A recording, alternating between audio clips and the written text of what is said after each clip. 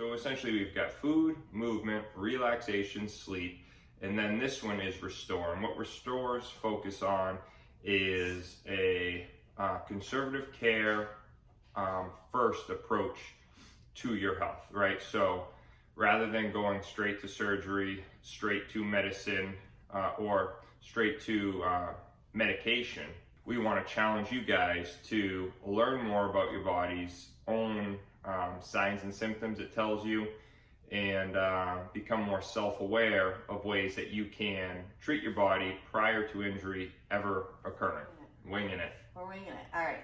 So I think a good starting point, I'm listening to you sniffle, I'm sniffling. Yes. The kids they're back to school. The seasons are changing. I feel like we're getting into a cycle of potential illness. Ooh, good one. You know Yeah, so, okay. So what would your recommendation be, either for kids, adults, whoever who might be kind of on the verge of coming down with something? What would be your first intervention? So what we want to do, right, is we want to learn ways that we can take care of our bodies better. And obviously if we manage our stress levels, both systemically and mentally, right, we are going to be healthier. So we're taping this video, right, the night prior, we decided to indulge, and we went to families, and we ate Chinese food, and we had Mai Tais. And then I woke up this morning, and I'm sniffly, and I didn't feel like I slept as well.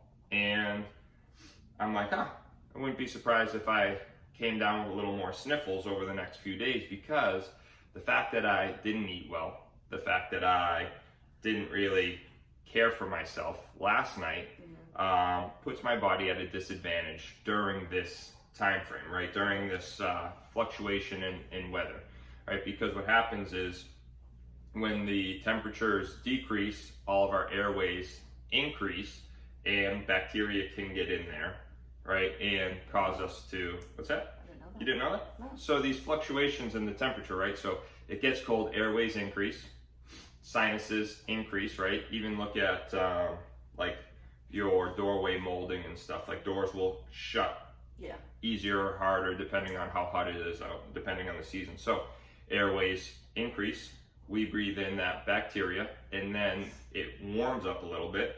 So then the airways restrict, and this crap gets stuck and grows in these cavities, such as the sinuses and airways and stuff like that. So biggies that we want to do during this time is ideally not go out and indulge on like a Friday night when you know you've been outside all day and kind of hadn't had a great night's sleep the day prior. So we want to do that, and we also want to make sure that our food intakes are a little healthier, because that's going to put us at a more advantageous recovery position with these changing seasons. So we want to make sure that we are doing some nasal breathing, right, to make sure that we're trapping all of that junk in our nose as much as possible. And we want to make sure that we're eating a little better during this time. And really, I mean, you don't have to be super particular about it all the time, but right now is a good time to really do it. All right. So those are good recommendations. Yeah, those are good restore ones. Restore, which I think we try to do. As much as possible, especially with the kids. Yep. Because they're constantly exposed to germs. Yep. Everywhere they go.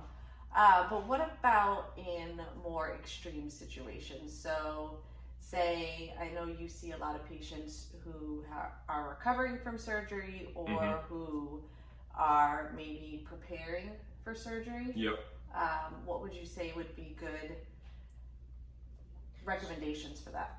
So during the pre and post surgical aspects is the patient, I feel like nowadays we become very used to just, okay, we get the surgery is going to work, and we just like fix it and then you're good to go. But if you know anyone, or if you've had surgery yourself, you realize that there's a period of time beforehand that you got to put in work, and a period of time after. that you got to put in work. I mean, knee surgeries or knee replacements, I mean, they have you walk in relatively quickly, but it's a good 6 month, year, 2 year long process of really recovering and getting back to get to that place that you really that you envisioned yourself being when you chose to get the surgery. Right, so it's very valuable pre and post surgery to have a system in place that you guys can do some self-care pre and post, right? So yes, you want to get in to see a provider, whether it be a physical therapist or a chiropractor, to get myofascial work done and mobility work done to improve your conditions, but you also want to have tools at home. So that's why we brought some of the tools into the office, right? If you guys have been in the office, you've seen over in the corner, we have our trigger point stuff. Trigger point stuff is like our mobility balls and our foam rollers. And I've actually got, this is what I recommend all my patients have, is a station of all their self-care tools, right? So this is just in our living room, and we've got our foam roller, and we've got my little small mobility ball, and I've got my larger mobility ball. And I just set it up like this. I put this guy on top, I put this guy in the middle, put him on top, and he just stays over in the corner of the room. You know, he's kind of out of the way.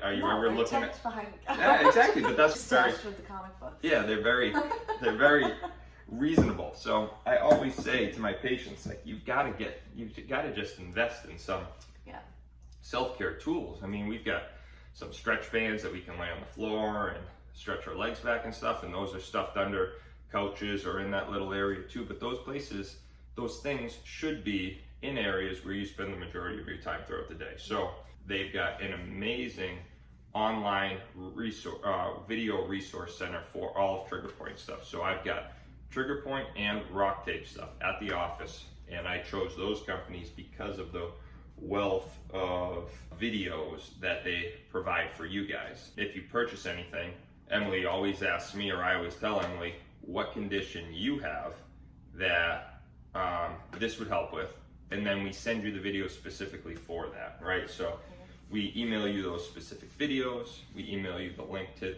this company's online resource center, and then you can get the most out of your new tools, right?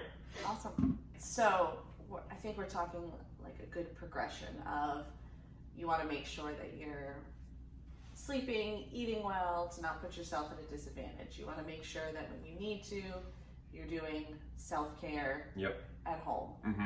When becomes the point where you've done all of those things, where you feel like surgery or some other more intense intervention would be at the patient's advantage? Okay, so pain and dysfunction should only last you really 3 days to a week, right? Your body has the ability to recover on its own. Everyone's body does, right?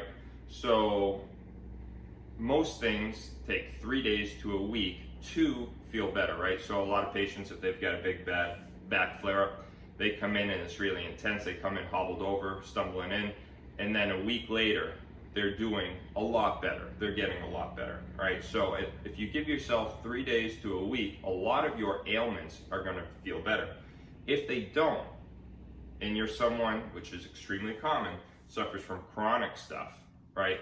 And it's always there, then that's an indicator that you are moving around and doing things throughout your activities of daily living that continue to pick at this condition. So you're kind of, instead of it being like, the term chronic condition can be confusing, right? Because you have this idea that it's always there and that it's just like the word chronic is just kind of always there. But what chronic conditions to me are, is they're a bunch of consecutive acute irritations. So like every day you wake up and you irritate it. You get up again, you irritate it. You get up again, you irritate it. So it should get better within 3 days to a week. And if it's not, you are irritating it on a regular basis. And when you come in for help, this is when you want to come in for help, because it's not necessarily, you don't have to feel bad about it. I mean, it's not your fault for irritating it every day. You haven't been taught properly about how to not irritate it. So what we do is we help you learn how to care for it better, right? kind of like if you were to get a cut and every day you woke up and started picking at it. You like this analogy. You get a cut, every day you wake up and you start picking at it. I think we could all agree that it wouldn't get better. But then it took you, maybe your parents, maybe a friend or family member told you like, hey, you should probably stop picking at that. And better yet, if you put some alcohol on it, it will actually clean out any bacteria from there so it won't get infected.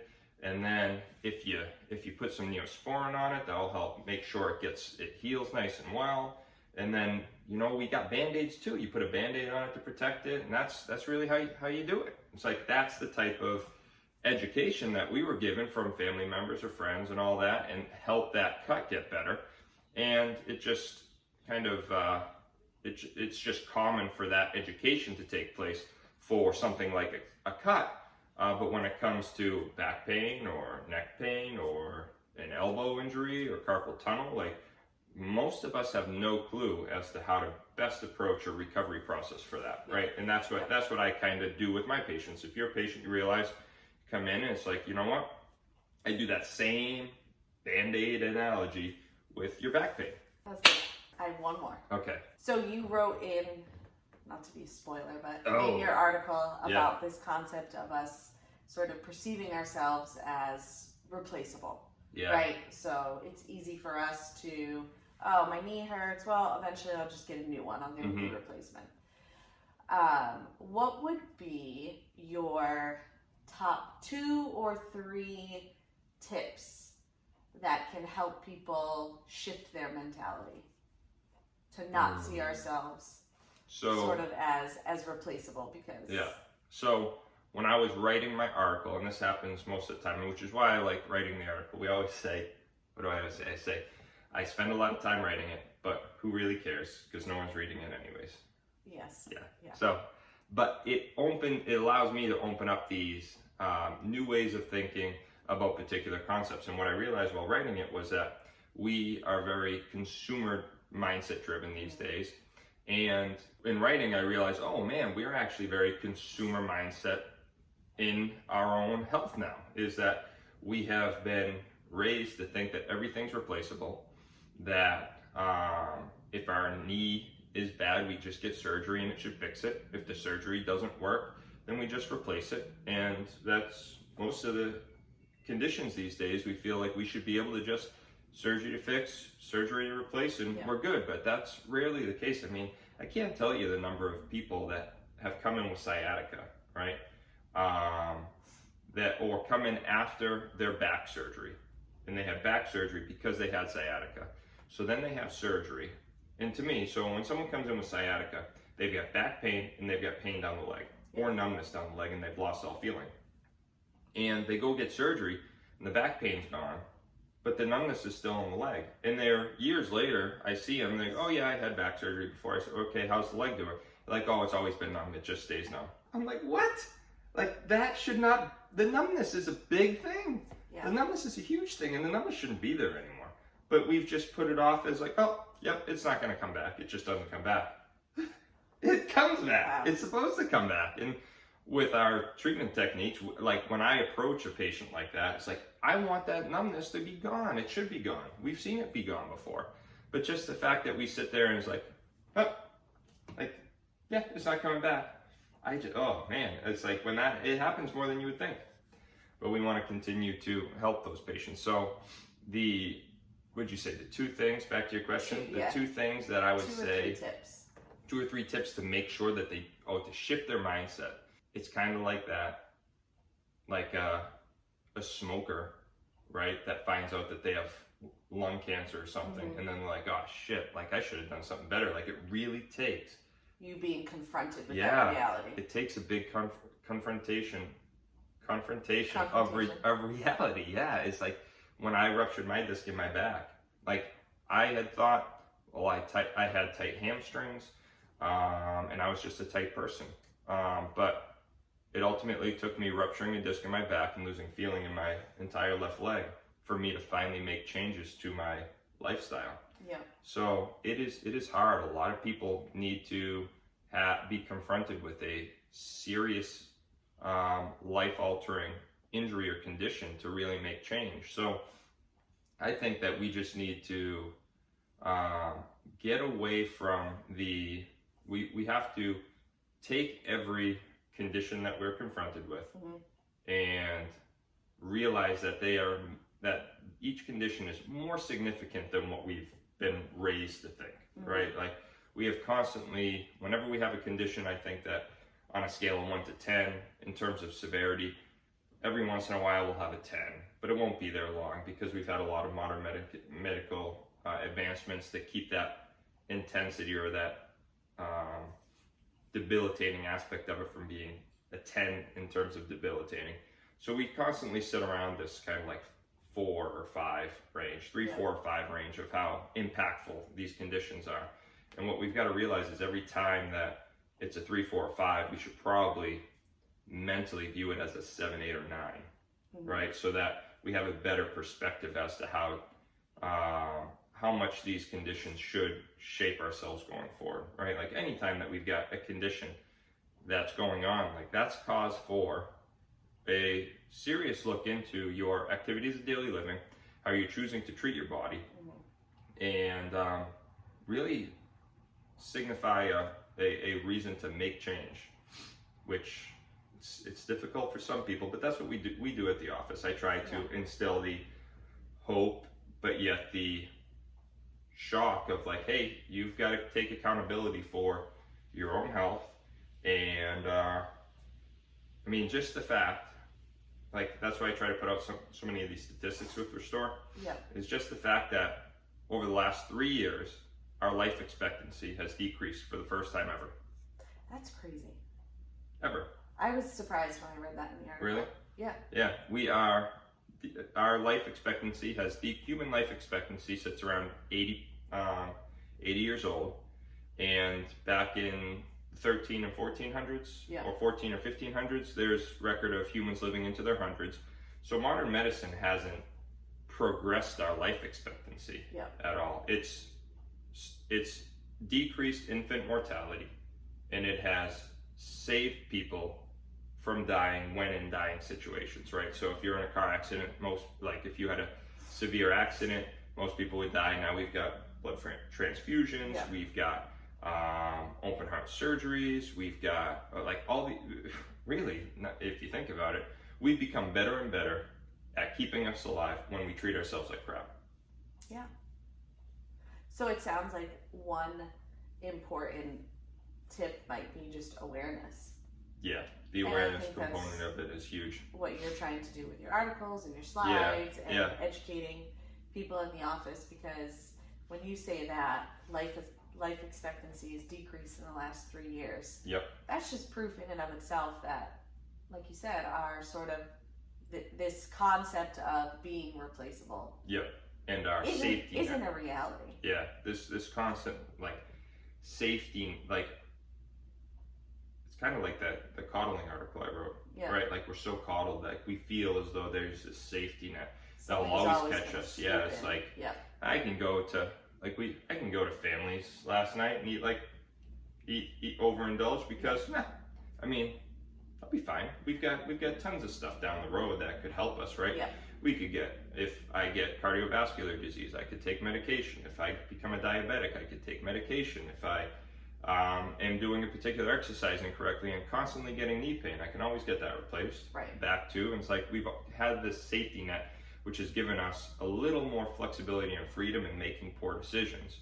When back in the day, if we didn't have any of that, be damn sure that people would teach you how to. It's like, hey, don't do it that way because you're going to be as old as I am someday and you're going to be in rough shape, right? But so it's really about prevention and perspective. And we really try to do that. All right, that really it. Yeah, that's a good one. Restore is always the hardest. Make sure to subscribe below. But Restore is always the trickiest for me because it's like Restore we made up. The other ones, nutritional stress, physical stress, which is the movement, mental stress, which is the relaxed one, and then sleep. There's a ton of research always like that. Restore I put in there based off of chiropractic and preventative health, but I don't want to make I made it as the pillar, but I didn't want to make it as like chiropractic, like so chiropractic focused each time. Yes.